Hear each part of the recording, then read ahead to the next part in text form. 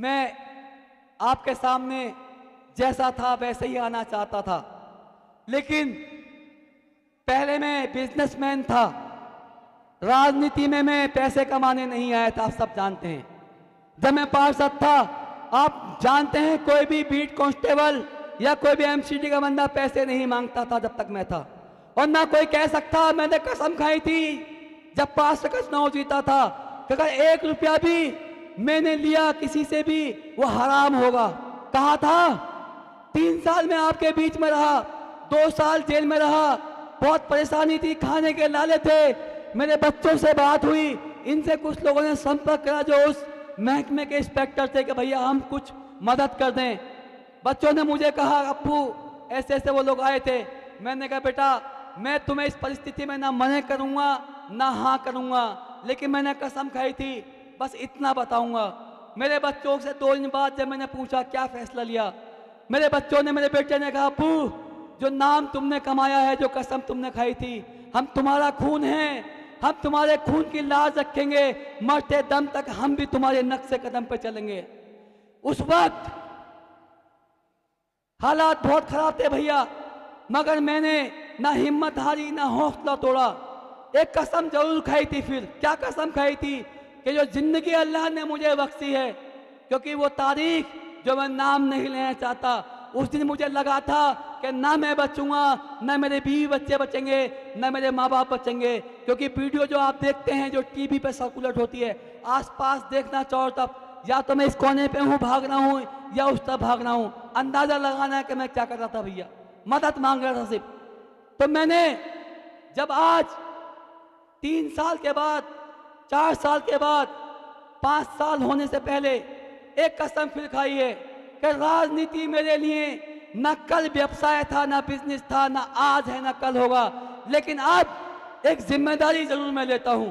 वो जिम्मेदारी लेता हूं कि दिल्ली मुस्तफात तो मेरा घर है, परिवार है, इसके अलावा दिल्ली हो या देश हो, जहां भी मजलूम के खिलाफ जुल्म होगा उसके लड़ाई में लड़ने का काम करूंगा। जहां भी हकदार का हक मारा जाएगा उसके साथ कदम से कदम बना के चलने का काम मैं करूंगा। ये टोपी मेरे हाथ में है दोस्तों, ये टोपी मैं लाया हूं खास तौर से। 5 साल से मेरे पास जेल में मेरे बैग में रखी थी। 2014 में आखिरी बार जब मैं राजनीति में आने से पहले, जब मैंने बाहर मकान बनाया था मेन रोड पे संजय चौक से बेच के, उस वक्त मैं अपने बीवी बच्चों को लेके उम्रा करने गया था, क्योंकि हज तो मैंने 2008 में अल्लाह ने करा दिया था। जब 2014 में तीनों मेरे बच्चे, मेरी वाइफ, हम उम्रे पे गए थे, उस वक्त अल्लाह ने मुझे एक इशारा दिया था, बस 2 मिनटों में दूंगा सर। एक अल्लाह ने इशारा दिया था, क्या हुआ था भैया, मेरी माँ, मेरी बहनें, मैं सबसे माफी चाहता हूँ, लेकिन औरत माँ भी है, औरत बहन भी है, औरत बेटी भी है, औरत आपकी शरीक हयात भी है।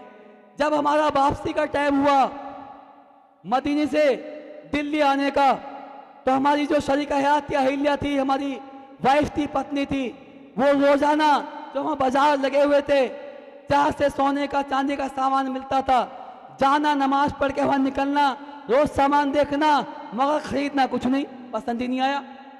7 दिन निकल गए, आखिरी दिन बचा था।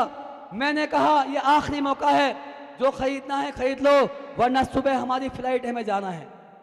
उस वक्त एक सामान खरीदा, जो सामान था वो लगभग 10,000 रियाल का था, लेकिन जब मैं एटीएम से पैसे निकालने गया तो वह मशीन खराब थी।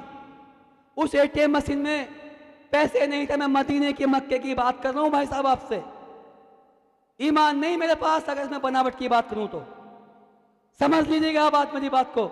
उस मशीन में पैसे खत्म थे।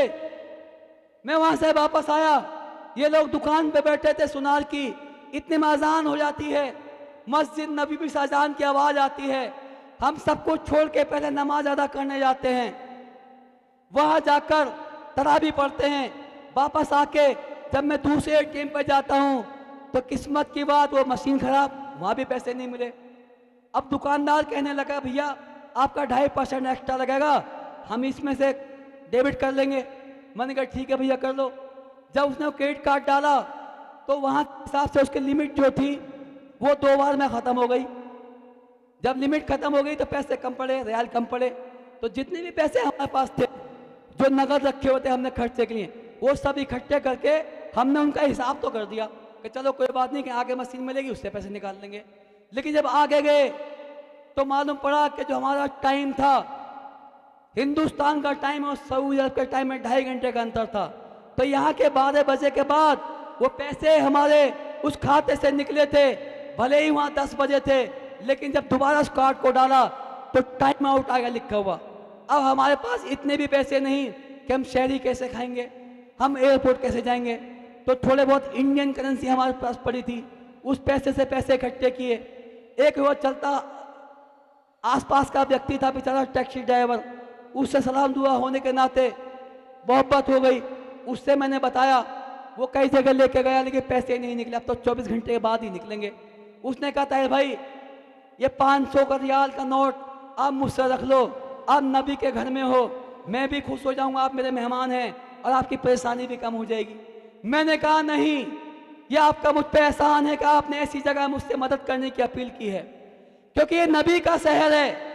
ना मालूम मैं जिंदा बचूं ना बचूं, ना मालूम मुझे मौका दोबारा आने का मिले ना मिले। अगर मैंने यहाँ से कर्ज लिया और मुझसे अदायगी ना हुई तो कयामत के दिन मुझे शर्मिंदा होना पड़ेगा। दोस्तों, उसने कहा मैं कर्ज नहीं दे रहा, मैं आपकी मदद कर रहा हूँ। मैंने कहा अल्लाह का शुक्र है, अल्लाह ने मुझे बहुत कुछ दिया है भैया, मैं मदद के लायक भी नहीं हूँ, ये थोड़ी परेशानी है मैं सहन कर लूँगा। आप बस इतना करो कि अपनी टैक्सी से बिना पैसे के मुझे बस अड्डे पहुँचा दो, शाम तक मैं जद्दे पहुँच जाऊँगा, तब तक पैसे निकल जाएंगे। वैसा ही हुआ, जद्दे पहुँचा। जद्दे में हमने एक दिन रुकने का प्लान किया था। वो बच्चे आजकल इंटरनेट पे देखते हैं, वो पानी समुद्र में कोई म्यूजियम बना हुआ था, उसको देखने की जिद कर रहे थे। तो एक दिन हमने जद्दे का रखा था प्लान अपने पास। जब वहाँ गए तो हमने एक होटल देखा जो सबसे कम पैसे का था, कि मेरे दिमाग में था कि कार्ड ब्लॉक हो गया, कोई दिक्कत हो गई तो एयरपोर्ट कैसे पहुँचूँगा। तो मैंने एयरपोर्ट का किराया पता करा, 40 रियाल। वो 40 रियाल निकाल के मैं अलग रख दिए और बाकी हाथ में थे पैसे। तो मेरे पास 175 रियाल थे। 150 रियाल में या 160 में एक होटल बुक करा जहाँ से सामान रखा था। सिर्फ सामान रखने के बाद मैं बच्चों को लेके पैदल पैदल चल दिया समुद्र के किनारे, ये कहता हुआ कि बस थोड़ी दूर है, अभी हम पहुँच जाएंगे, मंजिल पर चलते रहो। मेरे बच्चे बार बार कहते, 3 मेरे बच्चे, एक डैडी कहता है, एक अब्बू कहता है, एक पापा कहता है, तीनों अलग अलग नाम से बुलाते हैं। एक कहने लगा अब्बू कितनी दूर है, और चल गए, चलते चलते थक गए हम तो। मैंने कहा बेटा रुको, बस पहुँचने वाले। अफ्तार का टाइम हुआ, वहाँ तमाम मैदान में अफ्तारी के लिए लोग बैठे हुए थे, लेकिन हमारी इतनी हिम्मत नहीं हुई, खुददारी भी थी, अनजान शहर था, देश था, कि हम किसी के दस्तरखान पे बैठ जाएं। उधर सब फैमिली वाले लोग थे, मेरे साथ भी फैमिली थी। वो दिन मुझे याद है, सिर्फ 5 रियाल मेरे पास थे। उस 5 रियाल में मुझे पानी भी खरीदना था, कुछ खाने के लिए, रोजा खोलने के लिए खजूर भी खरीदनी थी। वहाँ सामान भी महंगा मिलता था। बहरहाल एक छोटी वाली बोतल मैंने खरीदी। उस दिन मैंने देखा अपने परिवार की ताकत, कि अगर मैं पानी का मैंने एक घूंट लिया तो मेरी बेटी कहती अब और ले लो, बेटा कहता अब और ले लो। उस एक घूंट से रोजा खोला, खुदा का शुक्र था, 2.5 घंटे हमने निकाल दिए। एक जगह मिली, टाइम आया, पैसे निकल गए एटीएम मशीन से। लेकिन पैसे जब निकले तो वहाँ मार्केट बंद हो गई। जब मार्केट बंद हो गई तो खाने को कुछ नहीं मिला। पता ये चला कि जब पैसा था तो सामान नहीं था, सामान था तो पैसा नहीं था। उस दिन हम पांचों, मेरी वाइफ, मेरे बच्चे, अल्लाह ने हमारी आंख में आंसू डाला, रुलाया। मुझे दुख हुआ, अफसोस हुआ, अल्लाह से गिड़गिड़ाया, उससे माफी मांगी, मेरे अल्लाह मुझ पर रहम कर, मुझ पर तरस खा। ऐसी क्या मेरी गलती थी कि मेरे पास मेरे बच्चे, मासूम बच्चे मेरे साथ हैं, मेरे बीबी मेरे साथ है, अनजान शहर में हूँ, रमजान से हूँ, मैं गरीब नहीं हूँ, मोहताज नहीं हूँ, लेकिन अल्लाह तेरा मोहताज हूँ, तेरा गरीब हूँ। मुझे नहीं मालूम था कि अब से 10 साल बाद ताहिर को वो दिन देखना पड़ेगा। अल्लाह ने 2014 में मुझे ट्रेलर दिखाया था। 5 साल से मैं फिल्म देख रहा हूँ मेरे भाइयों। मुझसे कोई गलती हुई हो तो माफ कर देना। ये मदनी की टोपी मैं आपके पास लेकर आया हूँ। समय नहीं है, मैं घर घर नहीं जा सकता, आपके पास नहीं जा सकता। इस टोपी की लाज मैं आपके हवाले करके जा रहा हूँ। दोस्तों, ये टोपी वो टोपी जो हिंदुस्तान दुनिया का हर मुसलमान लगाता है। ये टोपी अल्लाह गवाह है, ईमान की कसम, मैंने उस शहर से खरीदी है, बड़े दिल से संभाल के रखी है। ये टोपी सिर्फ मुझे इंसाफ देने का काम नहीं करेगी, पूरे देश में जहां जहां नाइंसाफी हो रही है उसके खिलाफ जो झूठ का प्रोपगंडा चलाया जा रहा है उसको भी बेनकाब करने का काम करेगी। दोस्तों, आपका दिया हुआ वोट ऐसे तमाम लोग हैं जो नाजायज बिना किसी कसूर के सिर्फ इसलिए जेल में बंद हैं कि या तो उनका नाम हुसैन से जुड़ा है, या उनका नाम मोहम्मद से जुड़ा है, या उनका नाम अली से जुड़ा है, या उनका नाम किसी मुसलमान के नाम से जुड़ा है, जिनका कोई कसूर नहीं है। दोस्तों, सिर्फ और सिर्फ वो एक नफरत की राजनीति करने वालों के शिकार हैं। बड़ी उम्मीदों से ये चुनाव लड़ने का फैसला मैंने लिया था।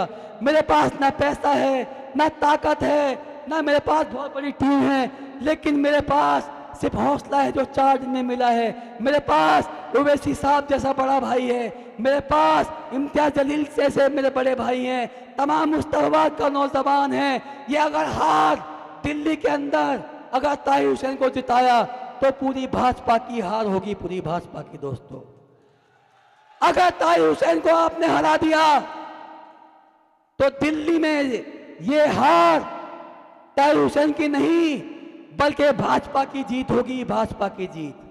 इससे ज्यादा मैं कुछ नहीं कहूंगा।